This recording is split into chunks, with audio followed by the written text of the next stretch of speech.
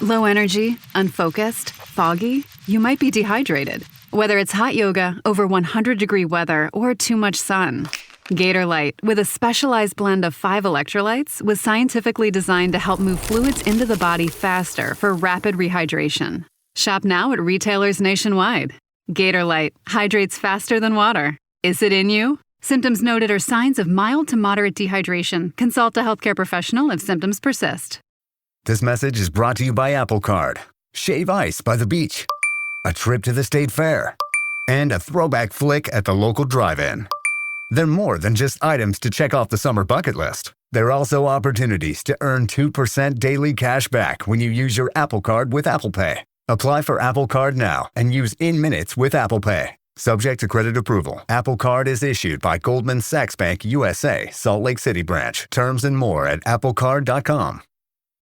Salut à toutes, salut à tous. Le René Oui Tour qui continue aujourd'hui, la 4e étape. On reste en Belgique puisque ce tour qui normalement passe un petit peu aux Pays-Bas cette année est entièrement en Belgique. Entre Canet et Grotespoeven. Encore une fois, ma prononciation est évidemment impeccable. 187 km avec pas mal de petites ascensions. Encore une fois, ça fait que monter-descendre, mais c'est alors toutefois des ascensions de... En général, elles font 1 km, 2 km maximum, et même pas. La plus longue, c'est sur les coteaux. Elle fait 1 km 600 à 3,6%. On va la passer à 3 reprises. Toutes les autres sont plus courtes, mais par contre, ça ne cesse. Ça ne cesse littéralement de monter et de descendre sur toute la durée de la course. Donc ça va quand même fatiguer les jambes. Toutefois, c'était plutôt des petits faux plats et des petites descentes, évidemment, à chaque fois. À part le Slingerberg, 600 mètres à 7,5%. Que l'on passera 2 fois, il n'y a aucune ascension qui est au-dessus des 5%, donc ça devrait être bon pour les sprinteurs pour passer, parce que c'est plus facile qu'hier au final, et il n'y a aucun secteur pavé, donc Jasper Philipsen, qui semble en forme, vainqueur il y a 2 jours, 2e hier, et qui n'a que 6 secondes de retard sur Jenno Bergmoes au classement général. Il va très certainement vouloir être là, à l'arrivée, pour prendre les bonifications et tenter de remporter, pourquoi pas, ce René Oui Tour. On aura surtout le Green Kilomètre, encore une fois situé seulement une vingtaine de kilomètres avant l'arrivée, où il y aura 3 fois 3 secondes à aller chercher. Elles seront importantes, on peut être sûr d'aller voir Jenno Bergmoes et peut-être même Philipsen aussi du coup, batailler pour aller les chercher. Mais c'est aussi une journée qui pourrait convenir à des échappés qui sont loin au classement général. C'est pas la Lotto, l'équipe du leader, qui va les poursuivre, parce que si ce sont des échappés qui s'imposent, ça assurait que Jasper Philipsen ne prenne... aucune bonification à l'arrivée. C'est donc plutôt les équipes de sprinteurs qui vont encore une fois gérer. Milan n'est pas là, mais Tim Merlier, qui n'a pas encore gagné. Tim Merlier, lui qui est souvent considéré comme le meilleur sprinter du monde. Pour l'instant, il a été battu par Milan, par Philipsen. Hier, il n'était pas là dans le final. Donc voilà, pour Tim Merlier, c'est peut-être aujourd'hui. Même si, il faudra franchir toutes ces petites difficultés lors de cette 4e étape. Chute de Bellocchi juste devant Armstrong qui est parti dans le terrain. Et attaque de Pierre Roland. Voilà ce que nous disons depuis le début de ce Tour de France. Une chute terrible. Christopher Froome à pied. Mais quelle image du Tour. On n'a jamais vu ça. 100% cyclisme, le podcast du vélo en direct. Ça va Marion? Désolé. On est parti le kilomètre 0 aujourd'hui avec... immédiatement une attaque là, qui est un coureur qui tente de partir tout seul, coureur de la team Flandre baloise. C'est vrai qu'on l'a pas beaucoup vu là, cette équipe invitée. Ils n'étaient pas dans la première échappée de la première étape. Lors de la 2e étape, ils ont été repris très rapidement. Mikel Lambrecht, qu'on a revu encore à l'avant hier, mais encore une fois, c'est pas allé très loin. Là, c'est les Tonon qui tentent de partir à l'avant dès le kilomètre 0. Le peloton qui pour l'instant ne réagit pas forcément. Un peloton, on a encore 2 coureurs de moins, 2 coureurs qui n'ont pas pris le départ aujourd'hui. C'est le Canadien Pierre-André Côté de la NSN et le sprinter Hub Hartz de la Lotto Intermarché. Un équipier de moins pour le leader Jenno Bergmoes. Il y en a d'autres démotivés pour aller à l'avant. Ça n'a pas marché là, le coup pour CD Tonon était tout seul. Il a été repris par le peloton et derrière il y a un trio là qui sort avec Lionel Tamigno. Lui, il a envie d'être à l'avant pour prendre des points pour le classement des sprints intermédiaires de la combativité. Il porte ce maillot et s'il passe en tête aujourd'hui, là, des 2 sprints qu'il y a, il assurera celui-ci et sera sur le podium à la fin de ce René Oui Tour. Il est accompagné par Johan Jacobs, le Suisse de la Groupama FDJ, et puis Aivaras Mikoutis, coureur de la Tudor, que l'on reconnaît très bien avec son maillot de champion de Lituanie, qu'il porte depuis 2 ans désormais. Voilà les 3 coureurs qui sont partis à l'avant. qui a pris quelques secondes d'avance, mais il y a encore des attaques derrière. Au début, ils étaient 3, puis ils étaient 4, et finalement 5 et 6 désormais. 6 coureurs dans l'échappée, puisque Johan Jacobs, Aivaras Mikoutis et Lionel Tamigno ont été rejoints par Kamil Mawecki, polonais de la Pinarello Q36.5, par Axel Huins, le coureur de la Groupama FDJ, et puis aussi par Tom Skeuns, le laiton de la Lidl Trek. On est parti depuis un peu moins de 30 km. On tient peut-être l'échappée du jour, même si pour l'instant, ils n'ont pas encore la minute d'avance, ces 6 coureurs.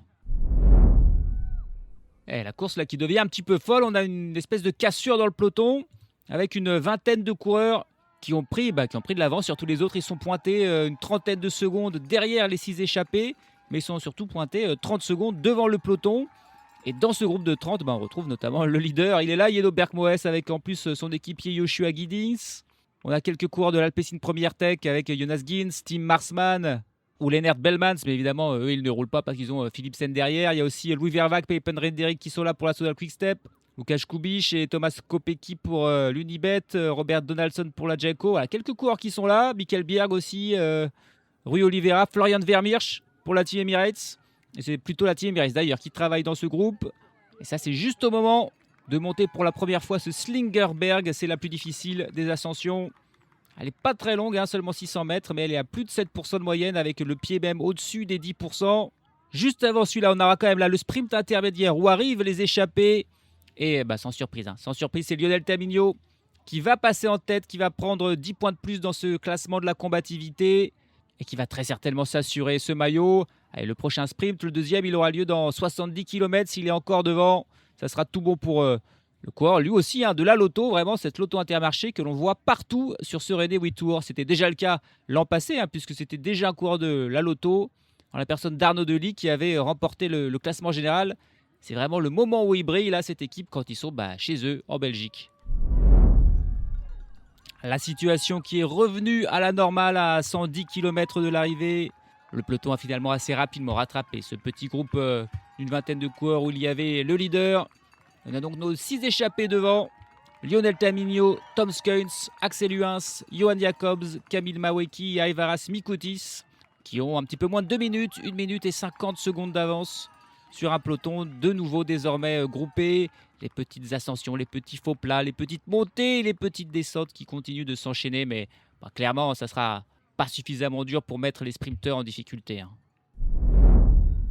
Honneur à Lionel Tamigno puisqu'il porte et qu'il se bat pour ce maillot de la combativité. On va faire un petit focus sur lui, même si on a d'autres coureurs intéressants dans cette échappée, notamment Tom Skeuns, expérimenté, le laiton de 35 ans, 14 victoires dans sa carrière, mais 8 ont été remportés sur les championnats nationaux de Lettonie. C'est tout simplement le meilleur coureur laiton actuel et peut-être bien de l'histoire. C'est un petit peu pareil pour Aivaras Mikoutis, 6 victoires en carrière. Les 6, c'est les championnats de Lituanie. 2 fois la course en ligne, 4 fois les contre-la-montre. Lui aussi, c'est le meilleur coureur de ce pays. Lionel Tamigno, c'est pas le meilleur coureur de la Belgique, on peut pas dire ça. Mais ça reste un bon coureur, un petit sprinter. Tamigno qui compte 4 victoires en carrière, 30 ans. Et il a longtemps roulé sa bosse dans des petites équipes continentales. La Color Code, Lago Aqua Service, avant de rejoindre la Wallonie-Bruxelles qui est devenue ensuite la Bingo. Et puis c'est en 2021 qu'il a rejoint l'Alpecin Phoenix, le niveau au-dessus, le niveau Pro Tour, qui ensuite est monté au niveau World Tour en 2023. Mais à ce moment-là, il décide de retourner en Pro Tour en 2024 en rejoignant la Lotto, où il est depuis 3 ans. Et il retrouve cette année le niveau World Tour, puisque la Lotto Intermarché est désormais dans la plus haute division du cyclisme. Et malgré donc cette carrière plutôt dans des petits clubs, il a réussi à avoir 4 victoires, dont une au niveau World Tour quand même. Alors d'abord, c'était une classique, la Route Tourangelle, région Centre-Val de Loire en France. Il a remporté aussi une étape sur les 4 jours de Dunkerque en 2022 et sur le Tour de Langkawi en Malaisie en 2022. Mais au niveau World Tour, il avait remporté la première étape du Tour du Guangxi en Chine, évidemment la plus fameuse des courses par étapes World Tour. Il avait remporté la première étape, il s'était même emparé du maillot de leader. Il s'était imposé au sprint devant des coureurs comme Molano, Max Kanter ou Milan Fretin. C'était en 2024, c'était sa dernière victoire et très certainement la plus belle pour lui. Pas sûr qu'il ait jamais de nouveau l'opportunité de s'imposer sur sur une course World Tour, même si aujourd'hui il est devant dans l'échappée et pourquoi pas ça pourrait aller au bout. Il a participé à un grand tour dans sa carrière, c'était la Vuelta en 2022, 8e d'une étape comme meilleur résultat, et puis il a fait 3 fois des monuments, 2 fois le Tour des Flandre et 1 fois le Tour de Lombardie. Alors très étonnant qu'il soit venu sur le Tour de Lombardie parce qu'il a quand même pas trop le profil. D'ailleurs il avait abandonné. Sur le Tour de Flandre, il avait fait 92e en 2020. Voilà son résultat sur les monuments. Pour Lionel Tamigno, que l'on avait très peu vu cette saison au niveau World Tour, course par étape, il avait seulement fait le Tour Down Under en tout début de saison. Il avait terminé 7e de la première étape. Du côté des courses d'un jour, il n'en a fait que 2. La Cadel Evans, Great Ocean Road Race en Australie toujours, et puis le Tour de Bruges. Il est donc plutôt dans les courses inférieures, les courses de niveau Pro Series ou de l'Europe Tour, qui sont les niveaux en dessous du World Tour. Mais là, il est sur les Renéwi Tour et il se montre à son avantage en étant encore dans l'échappée aujourd'hui et en portant, et probablement en remportant à la fin, le maillot distinctif. 90 km, les 6 hommes de tête ont 1 minute et 40 secondes d'avance sur le peloton. Le problème pour cette échappée, c'est qu'on a 2 coureurs qui sont bien classés au classement général. Axel Huens et Tom Skujns, ils ont respectivement 28 et 30 secondes de retard seulement sur Jeno Bergmoes. Donc on ne peut pas se permettre de les laisser partir trop loin. Allez, Lionel Tamigno, qui assure son maillot blanc de coureur le plus combatif de ce Renéwi Tour. Il passe là encore en tête de ce sprint intermédiaire. Bien sûr, c'est pas du tout disputé. C'est simplement en passant son relais, il prend 10 points. Il prend même 12 points parce qu'il y a des petits points bonus en fonction de l'écart qu'il y a entre l'échappée et le peloton. Comme là, il y a 1 minute et 10 secondes d'avance. C'est plus d'1 minute, donc ça fait 2 petits points bonus pour Tamigno. Il a d'ailleurs également pris 12 points lors du premier sprint intermédiaire. C'est mathématiquement fait pour Tamigno qui remportera ce maillot. Ça sera beaucoup plus compliqué pour aller chercher l'étape. Donc seulement 1 minute et 10 secondes d'avance au moment d'affronter ce Slingerberg pour la 2e fois. C'est dommage, ce Slingerberg, il est difficile, mais il est trop loin de l'arrivée pour être décisif. On est à 53 km de l'arrivée. Même les sprinteurs qui seront mis légèrement en difficulté, ils ont évidemment largement le temps de rentrer et au peloton de se regrouper par la suite. Allez, dans le peloton, là, on a Lorenzo Milesi qui tente quelque chose, le coureur de la Movistar, qui profite d'une des nombreuses ascensions. Là, c'est le Gush-Benstrat, 400 mètres seulement, à 4% de moyenne. Il tente de sortir du peloton, mais ça me paraît vraiment une mission complètement impossible parce que dans le peloton, tout le monde est très motivé. Là, toutes les équipes de sprinteurs travaillent. L'Astana de Mac Tennysen, l'Unibet Rose Rockets de Groenewegen, la Decathlon d'Olaf Koy, la Soudal de Tim Merlier, l'Alpecin de Jasper Philipsen. Elles sont toutes aux avant-postes à rouler. L'écart avec les échappées qui n'est plus que de 16 secondes alors qu'on approche à grands pas du Green Kilometers. Donc là, est-ce que ça sera pour les échappées ou pour le peloton ? Il y a du suspense parce que là, l'accélération de Lorenzo Milesi fait aussi que le peloton doit rouler un petit peu plus fort derrière. Allez, ça sera quand même pour les échappées, ce Green Kilometers avec Tom Skujns là qui mène. Tom Skujns et Axel Huens devraient être les 2 seuls coureurs intéressés. D'ailleurs, voilà, Axel Huens qui fait l'effort. Il est mené par Johan Jacobs, mais Lionel Tamigno aussi qui veut le faire. Alors que lui, il a plus de 12 minutes au classement général. Donc, c'est plus pour protéger en fait la place de leader de Jeno Bergmoes. Ouais, c'est bien joué en fait de la part de Tamigno. Axel Huens qui passe en 2e position. Et c'est Kyle Maleki qui passe en 3e. Et derrière, on continue bien sûr. Ça va être plus loin le 2e. Et Tamigno, il n'a pas relâché son effort du tout. Tom Skujns qui est en train de revenir.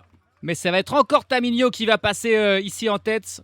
Devant Kyle Maleki et Tom Skujns. Mais là, par contre, ça y est, là, Tamigno, il est rincé. Il ne pourra pas aller faire le 3e. Par contre, là, c'est Aivaras Mikoutis qui fait l'effort. Alors là, par contre, Mikoutis, j'ai pas d'explication à pourquoi il veut ces 3 secondes. Sachant qu'il est à 12 minutes 51, qu'il n'y a personne de la Tudor qui est bien classé. C'est plus pour le fun là qu'il y va. Aivaras Mikoutis, il va passer en tête de ce 3e sprint du Green Kilometers. Et derrière, Camille Maoué qui est aussi très motivé, alors qu'il est quand même lui aussi très loin au classement général. Va passer en 2e position. Et Tom Skujns, il aura pris seulement 1 seconde là, 1 seconde au 2e. 2 petites secondes pour Skujns, 2 petites secondes pour Axel Huens aussi au total. C'était très étrange de voir Mikoutis et Maweki faire ces sprints sans raison. Plus logique pour Tamigno qui défendait la place de leader de Bergmoes. Mais en tout cas, ça a complètement désorganisé évidemment cette échappée. Ça y est, Huens et Jacobs ont été repris. Là, c'est au tour de Tamigno. Il reste encore Tom Skujns Kalimaweki et Aivaras Mikoutis qui sont devant. Non, même Tom Skuns se relève à son tour. Il ne reste plus que Mikoutis et Maweki. Mais le peloton est sur leur trace et va bien sûr rapidement les reprendre alors qu'il reste encore 24 km. Et la Lidl Trek, maintenant bien sûr que Jonathan Milan n'est plus là. Ils ont une stratégie différente. Ils avaient mis Tom Skuns dans l'échappée. Et là, on a un coureur là, qui tente encore une fois de partir tout seul, comme avait tenté Milesi un petit peu plus tôt. Là, c'est Søren Kragh Andersen qui tente le coup. 17 km de l'arrivée. Il n'y a plus personne devant. Les derniers résistants de l'échappée ont été repris. On essaye de profiter du fait qu'il y ait encore des petites montées, que la route soit parfois étroite pour attaquer. Mais sincèrement, il y a trop d'équipes de sprinteurs motivés pour empêcher un sprint massif, là, un homme solitaire. Non, c'est impossible. Même s'il y a déjà 8 secondes d'avance quand même. Là, Søren Kragh Andersen, il est vraiment bien sorti. Mais avec 5, 6, 7 équipes de sprinteurs motivés pour le rattraper, je vois pas trop comment ça pourrait aller au bout. Et c'est un bon chronomane, Søren Kragh Andersen. Donc là, il donne du fil à retordre au peloton au moment où il passe la banderole des 10 km de l'arrivée. Il a 17 secondes d'avance. Et pourtant, le peloton derrière fait pas semblant. Là, on a la Net Company Ineos qui roule. Alors, ils ont perdu Sam Welsford, la Net Company. Donc, c'est probablement plus pour Samuel Watson aujourd'hui qui va faire le sprint. On voit aussi la Tudor d'Arvind de Klein rouler. Bref, il y a toutes les équipes qui roulent pour s'assurer que Søren Kragh Andersen ne crée pas la surprise là. On voit la Soudal Quick Step de Tim Merlier aussi bien placé aux avant-postes. Et comme bien souvent, dans ces phases de course là, à 10 km de l'arrivée, c'est le moment où l'Alpecin Première Tech disparaît complètement. Et on va les voir réapparaître à 1 km 500 de la ligne très probablement pour tenter d'amener Philipsen vers la victoire. Mais avant ça, il va quand même falloir rattraper le Danois là, de la Lidl Trek, Kragh Andersen. Oh, la dernière difficulté du jour là, et la Team Emirates qui décide de durcir le ton, de tenter un coup avec Mikkel Bjerg qui roule très fort. Il a Arnaud Delis directement dans sa roue avec son leader en 3e position. Florian Vermeersch qui accélère à son tour. C'est la dernière montée, le Lettenberg, 500 mètres à 5% de moyenne. Et ça y est, ils sont déjà au sommet. Ils ont rattrapé du coup Søren Kragh Andersen. Il y a des petites cassures partout derrière dans le peloton. Attention là c'est un petit peu le chaos là. La Team Emirates qui enfin se montre sur ce tour et qui fait mal. Oula, Arnaud Delis. Oh, il a payé cher ses efforts, il est distancé Arnaud Delis. Faudra pas compter sur lui aujourd'hui très clairement. Il était là pour travailler au final, pour Yeno Berkmoes, pas pour jouer sa carte finale. Il reste encore 7 km. Et les sprinteurs qui ont été mis un petit peu en difficulté. On a Binyam Girmay qui est plutôt vers la tête du peloton. Jasper Philipsen un petit peu plus loin. Søren Verenskold aussi. Allez, là, le peloton qui est très étiré mais qui est en train quand même de se regrouper. Bon, et Kragh Andersen au final, il était repris. Il était littéralement 2 mètres devant Florian Vermeersch là au sommet de la dernière difficulté du jour. Mais ensuite, Florian Vermeersch s'est un petit peu relevé quand il a vu qu'il n'avait pas fait de si grande différence que ça avec le reste du peloton. Alors que Kragh Andersen, il a continué. Il a repris de l'avance. Et là, on est à 4 km de l'arrivée. Et Kragh Andersen a 15 secondes d'avance alors que littéralement, il était repris. Mais il a poursuivi son effort. Derrière ça, s'est regroupé. Tout le monde a cherché un petit peu où était son sprinter. Ah, c'est bien joué là, ce que fait Kragh Andersen quand même là. Qui, alors qu'il avait littéralement le peloton dans sa roue, a continué son effort. Et il a recreusé. Je vois encore d'autres équipes qui roulent. Là, Baran Victorious de Robert Stannard et d'Alex Segard qui roulent aussi. La Pinarello de Sam Bennett qui est plutôt en forme sur ce Renéwi Tour, qui travaille à son tour. Et on n'est plus qu'à 3 km de l'arrivée. Et Kragh Andersen a toujours une dizaine de secondes d'avance. Et en plus, il a des équipiers qui gênent un petit peu la poursuite là, avec Edward Tuns en 2e position du peloton. Qui, hop là, fait exprès de faire une petite cassure derrière le coureur de la Pinarello pour forcer les coureurs derrière lui à ensuite boucher le trou. Ah, ça, c'est bien joué. Ça doit être énervant pour les autres, mais c'est autorisé, ça. C'est le vélo, c'est un petit peu stratégique. Et ils ont toujours pas bouché le trou là avec le coureur de la Pinarello qui roule. Allez, faut le rattraper. D'ailleurs, lui, il se retourne, il attend. Et là, ça a fait gagner 2-3 secondes à Søren Kragh Andersen. Et lui, il est dans son effort de chronomane, Kragh Andersen. Il se pose pas de questions. Je le vois pas se retourner là. Et vient de passer la banderole des 2 km de l'arrivée. Et derrière, c'est un petit peu la panique là avec 2 coureurs de la Net Company qui limite attaquaient. Là, ouais, il y a un écart entre ces 2 coureurs et le peloton derrière. C'est pas une poursuite très académique dans le peloton. Et ça aussi, ça avantage Søren Kragh Andersen. Un coureur de la Red Bull Boransgro aussi, qu'on n'avait pas vu encore cette équipe qui roule. Là, c'est pour Laurens Pitty, l'Uno X de Verenskold. Non, mais il y a toutes les équipes ou presque qui travaillent quand même. Derrière Søren Kragh Andersen, les 2 coureurs de la Net Company Ineos, Ça n'a pas marché leur coup là. Eux par contre vont être repris. Et c'est la flamme rouge. C'est la flamme rouge pour Søren Kragh Andersen. Mais il a plus que 5-6 secondes d'avance. Ça y est, l'Alpecin Première Tech qui apparaît aux avant-postes. L'Unibet de Dylan Groenewegen aussi. Ah là là, ils vont le reprendre, hein, Kragh Andersen évidemment, et qu'ils vont le reprendre. Mais ça sera encore une fois à 800 mètres, à 700 mètres de la ligne qui va être repris. Voilà, très beau train pour Groenewegen qui a 3 équipiers devant lui. Au moment, voilà, ça y est, on a rattrapé Kragh Andersen. C'était bien tenté, mais ça n'a pas marché. Olaf Koy, un équipier encore. Et ça y est, on est déjà à 500 mètres de la ligne. Dylan Groenewegen est parfaitement placé. Alors qu'il y a eu une chute là avec Verenskold au moins qui est tombé. Binyam Girmay aussi qui est là, enfin bien placé, bien lancé par Corbin Strong. C'est parti pour Dylan Groenewegen tout à droite. Binyam Girmay tout à gauche. Olaf Koy qui est en train de remonter. Binyam Girmay qui passe en tête. Olaf Koy, Jasper Philipsen dans sa roue. Philipsen qui est en train de dépasser Olaf Koy. Koy ou Philipsen, c'est sur la ligne. Oh, ça se joue à rien. Ça se joue à rien entre Koy et Philipsen. Ils sont partis de trop loin, Groenewegen et Binyam Girmay, parce que ces 300-400 derniers mètres sont en faux plat montant. Là, on nous montre d'abord un plan de Søren Verenskold qui s'est relevé, mais ouais, il s'est fait mal, il a le cuissard déchiré, il est tombé avec, il me semble, un de ses équipiers. Mais pour l'instant, on ne sait pas qui a gagné. On ne sait pas qui a gagné entre Koy ou Philipsen. En tout cas, une nouvelle fois, de manière étonnante, Tim Merlier n'était pas vraiment dans le coup. C'était Groenewegen et Girmay qui ont lancé vraiment chacun d'un côté de la route. Et Koy était dans la roue de Girmay, Philipsen dans la roue de Koy, et ils l'ont ensuite dépassé parce qu'ils sont partis de trop loin. Ouais, ça finissait en montée, il fallait vraiment se dévoiler au dernier moment. Et c'est ce qu'a fait Jasper Philipsen. Et c'est lui qui a gagné d'ailleurs. C'est officiel, alors on n'a pas vu la photo, mais on a l'annonce. La victoire de Jasper Philipsen. Et Olaf Koy déjà battu, mais d'un rien, par Jonathan Milan lors de la première étape. Et ça se répète aujourd'hui, sauf que sur la première étape, c'était lui qui remontait sur Milan et qui a échoué pour quelques centimètres. Là, c'est Philipsen qui est remonté sur lui, mais qui l'a battu pour quelques centimètres. J'ai envie de la voir, cette photo finish. Ah bah ouais, c'est le même écart. Oh, c'est même... Oh putain. Oh, il y a même moins d'écart que lors de la première étape. Il y avait 3 cm d'écart entre Milan et Koy. Là, il y en a 1,5. Mais c'est bien Philipsen qui s'impose devant Olaf Koy. La 3e place pour Alessandro Borgo pour la Bahrain Victorious, qui était, lui, dans la roue de Jasper Philipsen et qui a profité de son aspiration pour aller prendre la 3e place. Dylan Groenewegen, lui, qui était au vent depuis très très longtemps, ne prend que la 4e place. Et là, on revoit ce ralenti et ouais, c'est au jeté de vélo. Jasper Philipsen qui jette son vélo et qui ensuite va un petit peu foncer dans Olaf Koy d'ailleurs, mais ça c'est après la ligne. Les deux coureurs qui se touchent. Et au jeté de vélo, c'est Philipsen qui s'impose. Et là, pour Olaf Koy, ça doit être très très très frustrant. Et puis il prend 10 secondes de bonification. Il avait 6 secondes de retard sur Jenno Bergmoes. Il va donc reprendre le maillot de leader, ce Jasper Philipsen, qui est en grande forme et qui, demain, si il se débrouille bien, devrait remporter le classement général de ce René Tour. En tout cas, l'étape aujourd'hui, c'est sûr, elle est pour lui, même si c'est d'un rien.